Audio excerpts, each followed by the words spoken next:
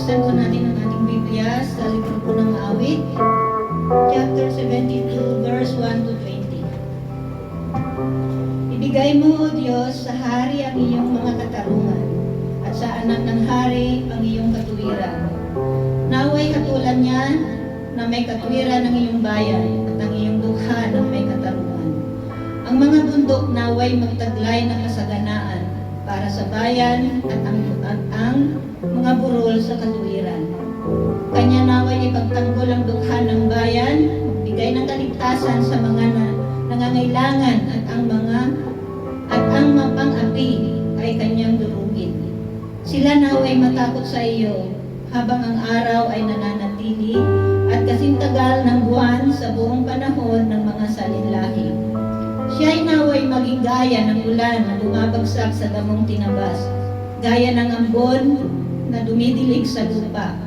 Sa kanyang mga araw, naway lumaganap ang matuwid at ang kapayapaan ay sumagana hanggang sa mawala ang buwan. Magkaroon nawa siya ng kapangyarihan mula sa dagat hanggang sa kabilang dagat, at mula sa ilog hanggang sa mga dulo ng lupa.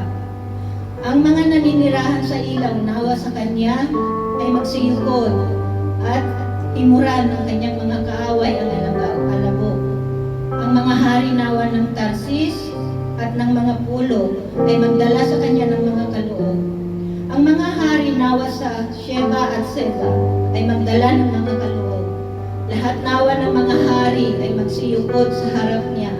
Lahat ng mga bansa ay maglingkod sa kanya, sapagkat kanyang ilililigtas ang nangangailangan kapag ito'y nananawagan ng dukha at ang taong walang kadamay. Siya'y maaawa sa mahina at nangangailangan, at ililigtas ang buhay ng mga nangangailangan. Sa panggigipit at karahasan, buhay nila'y kanyang tutubusin, at magiging mahalaga ang kanilang dugo sa kanyang paningin. Mabuhay nawa siya ng matagal, at ang ginto ng Sheba sa kanya naway ibigay. Ipanalangin naway siya'y palagian, at hingin ang mga pagpapala para sa kanya sa buong araw. Magkaroon nawa ng saganang trigo sa lupa. Sa mga tuktok ng mga bundok, ito naway umalon. Ang bunga nawa niyon ay wawagayway gaya ng Lebanon. At silang mga nasa lungsod nawa ay sumagana gaya ng damo sa lupa. Ang kanyang pangalan nawa ay manatili kailanman. Ang kanyang pangalan nawa ay maging bantog hanggang ang araw ay sumikat. Ang mga tao nawa ay pagpalain sa pamamagitan niya, at tawagin siya ay mapalad ng lahat ng mga bansa. Purihin ang Panginoon ng Diyos ng Israel, na siya lamang ang gumagawa ng mga bagay na kahanga-hanga. Purihin ang kanyang maluwalhating pangalan magpakailanman. Mapuno nawa ang buong lupa sa kanyang kaluwalhatian. Amen at amen. Ang mga panalangin ni David na anak ni Jesse ay dito natapos. Amen. Mapurihin ka namin, God. Salamat, Panginoon, sa iyong salita namin mapakinggan. Salamat, O God, sa gabing ito. Ang Ama namin, Diyos, na lumikha po ng langit at lupa. Pinupuri ka namin, Panginoon, at pinadakila, O God, sa oras na ito, Lord God. Tinataas ka po namin sa gabing ito, Lord God, at pinapasalamatan sa lahat po ng iyong kabutihan sa amin, Lord. Salamat sa buong linggo na kami po ay inyong ginabayan, O God, sa kabila po ng aming sitwasyon dito sa bansang Israel, Lord God, ay hindi niyo po kami pinapabayaan, Lord.